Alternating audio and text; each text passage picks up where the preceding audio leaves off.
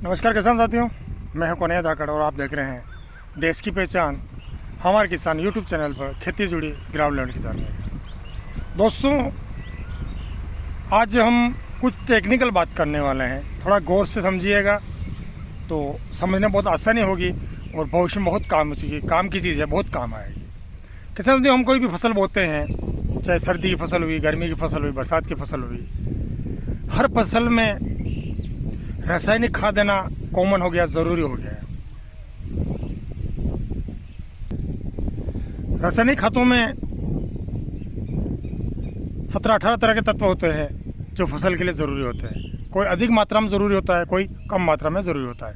तो अधिक मात्रा की बात करें जिसमें फॉस्फोरस, पोटाश और यूरिया, ये तीनों चीज़ें ऐसी हैं कि फसल के लिए बहुत ही अति आवश्यक है। इन सब में सबसे ज़्यादा अपन उपयोग में लेते हैं यूरिया खाद को। किसान साथियों, यूरिया खाद अपन यदि 100 किलो दे रहे हैं ना, उसमें से 40 या 45 किलो यूरिया खाद की फसल को लगता है, बाकी वेस्टेज चला जाता है। वो चाहे पानी के साथ बह जाता है, वाष्प बनकर उड़ जाता है, ज़मीन के अंदर गहराई में चला जाता है जहाँ तक जड़ नहीं पहुँच पाती है। तो अपना 60 से 65% जो यूरिया है ना, वो वेस्ट जाता है, खराब जाता है, लागत बढ़ जाती है। और जितना अपन यूरिया देते हैं उसके बनिस्बत अपन को रिजल्ट नहीं मिल पाते हैं, फसल ग्रो नहीं कर पाती है। किसान साथियों, यूरिया फसल के लिए, ग्रोथ के लिए, फोटोसिंथेसिस की जो क्रिया होती है ना, खाना बनाने की, भोजन बनाने की प्रक्रिया होती है, उसके लिए फसल में बहुत ज़्यादा ज़रूरी है। काम बहुत सारी चीज़ें बहुत जगह करता है, लेकिन ये 2-3 चीज़ें कॉमन है जो आम आदमी जानता है। तो इसके लिए अपने को यूरिया देना बहुत ही आवश्यक है। किसान साथियों, अपन जब यूरिया देते हैं तो जो अपन यूरिया दे रहे हैं, नमी के टच में आने से, संपर्क में आने से, या अपन खड़ी फसल में यूरिया फेंकेंगे और पानी देंगे तो उससे यूरिया तुरंत घुलता है। तुरंत घुलने से दोस्तों कुछ तो पानी के साथ बह जाता है, कुछ जमीन के अंदर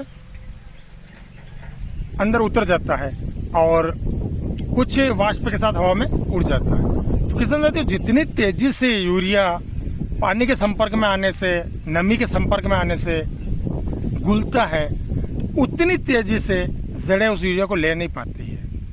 तो इसी कारण से यूरिया 60 से 65% अपना बेकार चला जाता है। 40 से 45% अपना यूरिया अपने को फसल को मिल पाता है। तो अपन जो जिस तरीके से खाद दे रहे हैं, कुल मिला के खाद देना ज़रूरी है, देना पड़ेगा, नहीं देंगे तो फसल नहीं हो पाएगी। तो जो खाद अपन दे रहे हैं वह देने का जो तरीका है अपना, वो थोड़ा अपने को चेंज करना पड़ेगा।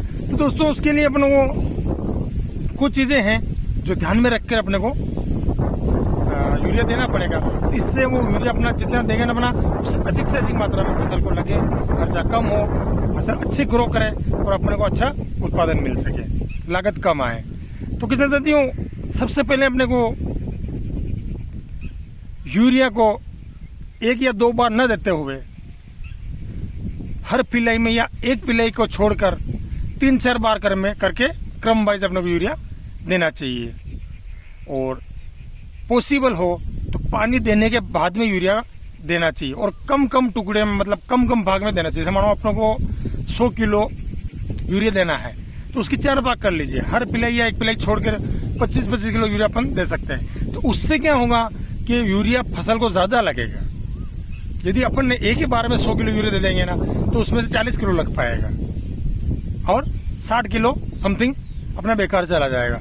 और यदि अपन 25-25 किलो देंगे तो 25-25 किलो में हर बार अपना यूरिया लगेगा ना, तो कम मात्रा में लगेगा और जड़ें उसको अवशोषित करते रहेगी। तो फसल को पूरा लगेगा, जमीन के अंदर नहीं उतरा, पानी के साथ बह के नहीं जाएगा। दूसरी पहला काम हो गया। दूसरा काम दोस्तों ये है कि हो सके पॉसिबल तो अपने को यूरिया पानी देने के बाद में देना है। लेकिन यदि अभी बारिश की सीजन है तो उसका अपन कुछ कर नहीं सकते हैं, बारिश कभी भी आ सकती है। तो इसलिए ये कोशिश यही करनी है अपने को, यदि यूरिया देना ज़रूरी है तो उसको टुकड़े में दीजिए। उसके बाद में दोस्तों एक समस्या और देखने को मिलती है कि जहाँ क्षारीय जमीन होती है, जिसका पीएच मान 7.5 से ऊपर होता है दोस्तों, वहाँ पर अपन यूरिया देते हैं तो क्षारीय लवणीय मात्रा ज्यादा होने से, पीएच मान ज्यादा होने से यूरिया बराबर घुल नहीं पाता है, और जैसे ही वो जमीन पर पड़ेगा ना, जमीन के अंदर उतर नहीं पाएगा और ऊपर रहेगा, अमोनियम के रूप में कन्वर्ट होगा, जो फसल को नाइट्रोजन के रूप में नहीं मिल पाएगा। तो किसान साथियों, इसके लिए भी पीएच कम करने के अपने को उपाय करने चाहिए, साथ ही साथ उसको भी टुकड़े टुकड़े में अपने को यूरिया देना चाहिए, और हो सके तो मिट्टी के साथ में मिक्स कर देना चाहिए, ताकि जमीन के अंदर रहेगा ना तो यूरिया वहां पर जो जो धीरे धीरे गलेगा तो त्यों त्यों अपने फसल को मिलता रहेगा। वैसे भी दोस्तों आजकल नीम coated urea, sulphur coated urea आने लग गए हैं, तो ये यूरिया क्या धीरे धीरे गलते हैं और फसल को लंबे समय तक लगते हैं। तो दोस्तों जो पहले सिंपल यूरिया आता था वो जल्दी घुलता है, और तो जल्दी घुलने से जड़ें इतनी जल्दी अवशेषित नहीं कर पाती है, लेकिन जो अब नीम कोटेड यूरिया आ रहे हैं, सल्फर कोटेड यूरिया आ रहे हैं, तो वो धीरे धीरे गलते हैं और फसलें अपने जो जड़ें हैं ना उसको अच्छे से अवशेषित कर पाती है, तो उससे पौधा भी अच्छा ग्रो करता है और प्रकाश संश्लेषण क्रिया से खाना भी अच्छी तरह से बना पाता है। तो दोस्तों कुल मिला के ध्यान ये रखना है अपने, यदि पीएच मान ज़्यादा है तो भी अपने को ध्यान रखना है कि टुकड़े टुकड़े में दें, या फिर हो सके तो मिट्टी में मिला दें, और यदि पीएच मान सही है तो उसको भी अपने को टुकड़े टुकड़े में देना है, एक साथ में यूरिया अपने को नहीं देना है। इससे क्या होगा कि यूरिया अधिक से अधिक मात्रा में अपने फसल को लगेगा, फसल अच्छे से ग्रो करेगी, अच्छे से चलेगी, हरी कर रहेगी, फोटोसिंथेसिस की क्रिया अच्छी होगी और खाना अच्छे से बनेगा, जिससे अपनी फसल स्वस्थ रहेगी। और यूरिया अपने दे रहे हैं ना, उसकी लागत जितनी लगा रहे हैं उतनी लागत अपने को बेनिफिट दे जाएगी। तो किसान साथियों आज की वीडियो में इतना ही।